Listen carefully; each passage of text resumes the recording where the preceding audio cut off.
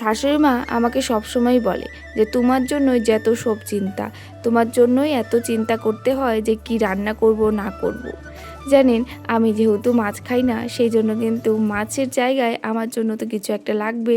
রান্না কি করব এই চিন্তাটা সবসময় মারই থাকে, কারণ সবসময় ডিসাইড করে দেয় মাই যে দুপুরে রান্না কি হবে, বা দুপুরে হোক বা সকালে হোক সব কিছুতে রান্না কি হবে।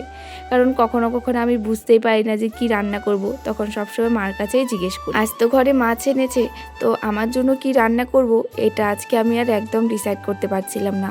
শুধু মনে হচ্ছে কি খাবো। জানেন, পনিরও বেশি খেতে ভালো লাগে না। ওই যে মাঝখানে একদিন দুদিন খাও সেটা ঠিক আছে, কিন্তু সবসময় পনির খাওয়াটাও কিন্তু ভালো লাগে না। তো আজকে আর পনির বানাইনি। আজকে ভাবছিলাম যে কি রান্না করব না করব। তারপর মা বলল, তাহলে যে গাছে যে ছোট ছোট ডাঁটাগুলো হয়েছে সেগুলোই তাহলে উঠিয়ে নিয়ে আসো, সেটাই একটা তরকারি করে নাও। আমার আবার ওই ঝিঙে ডাঁটা আলু দিয়ে একটা তরকারি করলে সেই তরকারিটা খেতে খুব ভালো লাগে। আর এদিকে আজকে মা চাল কুমড়ো কেটে দিল, চাল কুমড়োটা ভাজা করব। সেই জন্য কিন্তু এইদিকে এখন চাল কুমড়োটা ভালো করে লবণ দিয়ে মেখে রেখে দিলাম। অল্প একটু জল ছড়ে গেলে তারপর কিন্তু এই তো এখানে কালো জিরে ফোড়ন দিয়ে এদিকে এখন আমি ভেজে নিচ্ছি চাল কুমড়োগুলো। আমার কাছে না পাকা চাল কুমড়োটা ভালো লাগে, তাও যদি সেটা পেঁয়াজ দিয়ে বড়া করি সেটা। পাকা চাল কুমড়োর বড়াটা খেতে খুব ভালো লাগে। কিন্তু সকাল সকাল না সেদ্ধ ভাত করেছিলাম, তার সঙ্গে আলু ভাজাও করেছিলাম। মামাম তো খেয়ে দিয়ে চলে গেছে স্কুলে। আর এইদিকে আজকে আমার আর সেদ্ধ ভাত মানে কোনোভাবে গরম ভাত খাওয়ার ইচ্ছে হচ্ছিল না। কালকের অল্প একটু ভাত ছিল, সেটার মধ্যে অল্প একটু জল মিশিয়ে পান্তা ভাত করে খেয়েছি। জানেন, খুব ভালো লেগেছে। এই গরমের মধ্যে পান্তা ভাতটা কিন্তু খুব ভালো লাগে, তাই না?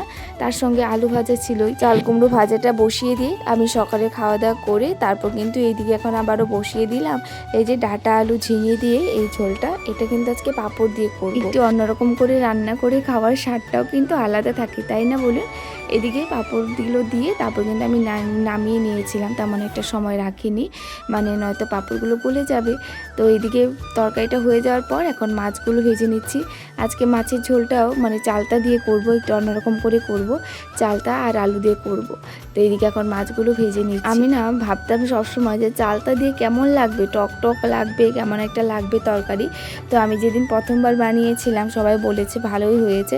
আজকেও বানিয়েছিলাম, কিন্তু চালতাটা আজকে ছোট ছিল, মানে টক হয়নি, তো চালতাটার টেস্টটা ভালো আসেনি। মাছের ঝোলটা বসিয়ে দিয়ে তারপর কিন্তু আমি রেডি হতে চলে গেছিলাম, কারণ এদিকে মামার স্কুলের সময় হয়ে গেছিলো। তো এদিকে মাছের ঝোলটা পরে গিয়ে মাই নামিয়েছি। আচ্ছা, আজকে তাহলে আসি। সবাই ভালো থাকবেন, সুস্থ থাকবেন। আবারও আসবো নতুন একটা ভিডিও নিয়ে। রাধে রাধে, বাই।